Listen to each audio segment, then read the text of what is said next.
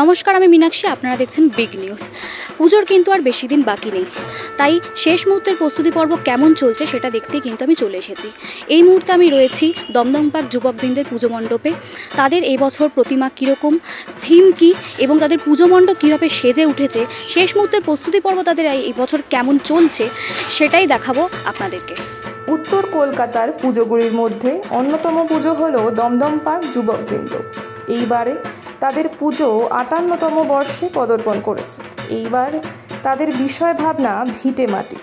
শিল্পী তাপস দত্ত জানালেন যে অনেক মানুষই আছেন যারা কাজের সূত্রে গ্রাম বাংলা বা মফস্বল থেকে কলকাতায় কাজে আসেন।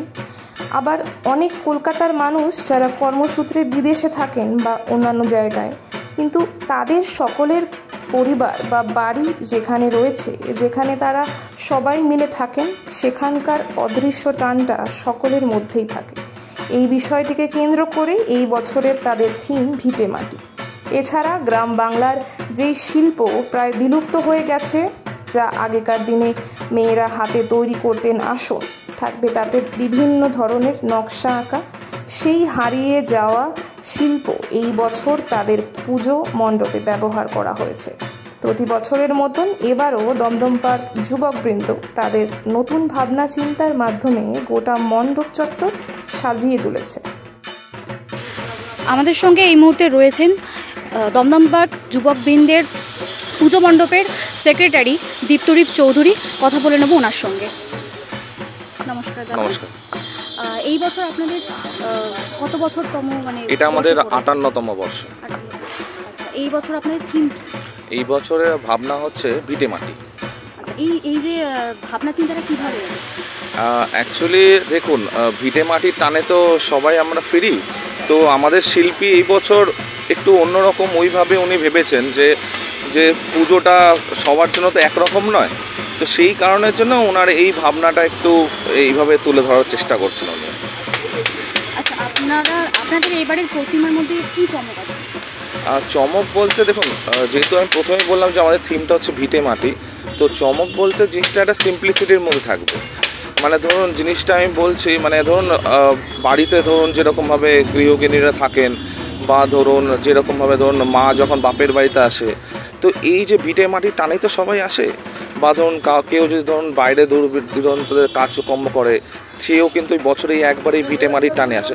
তো এই সিম্পলিসিটির ছোঁয়াটা আমরা এবার মায়ের মধ্যেই রাখবো। আমরা দেখেছি যে গঙ্গায় প্রচুর পলিউশন হচ্ছে, তো আপনাদের প্রতিমা কতটা ইকো ফ্রেন্ডলি? দেখুন, আমাদের একদম পুরোপুরি ইকো ফ্রেন্ডলি আমরা তৈরি করি, কারণ যেহেতু এই গঙ্গার এই পলিউশন ব্যাপারটা ওটা অনেক বছর ধরে শুরু হয়েছে। তো এই কারণের জন্য আস্তে আস্তে ওই দিকেই যাচ্ছি, যাতে তোমার কোনোভাবে জল দূষিত বা কোনোভাবে অসুবিধা না হয়। আগের বছরে আপনাদের কী থিম ছিল?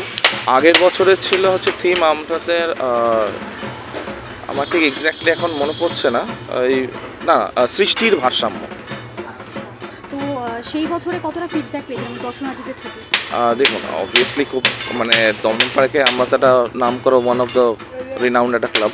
তো সেরকমভাবে ফিডব্যাক যেরকম আমরা পাই সেরকমভাবে সেম ফিডব্যাকই পেয়েছি।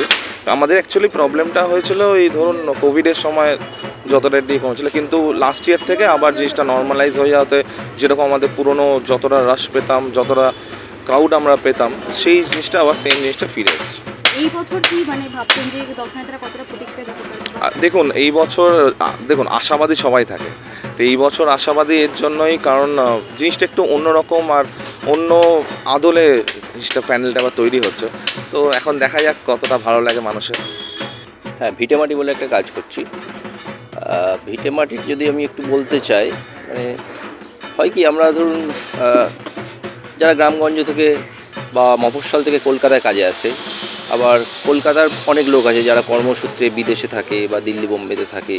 তো সবাই নিজের ওই যেখানে বড় হয়েছে, যেখানে জন্ম হয়েছে, যেখানে কৈশোর যৌবন এই শৈশবটা কেটেছে, তো কাজের সূত্রে তো বিভিন্ন জায়গায় চলে যাচ্ছে। কাজের সূত্র বেশিরভাগ কাজের সূত্রেই যায়, কিন্তু ওই যে বাড়িটা, যে পরিবারটা যেখানে থাকতো সবাই মিলে একসাথে, ওই টানটা কিন্তু একটা অদৃশ্য টান।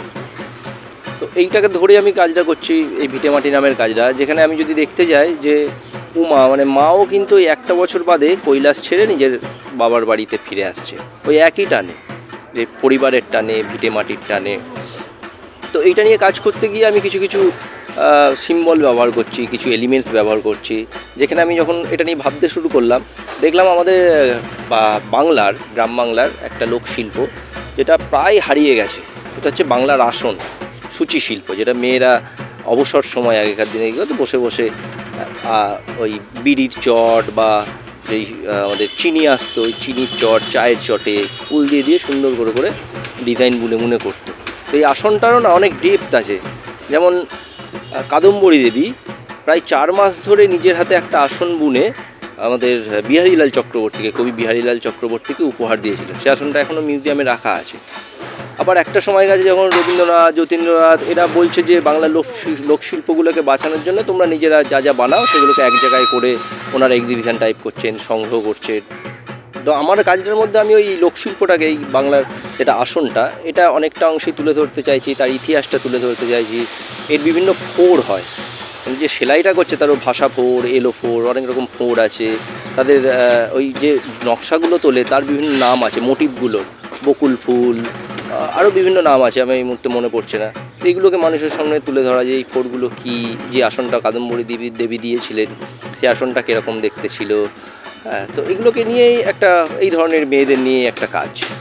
এই ভাবনা চিন্তাটা আপনার না মেন এখানে আসার পর কি, দমদম পার্কে আমি যখন ঢুকলাম, আমার প্রথম বছর দমদম পার্ক পুজো করে বছর, এখানে চারিদিকে উঁচু উঁচু বিল্ডিং, একটা শহুরে ব্যাপার।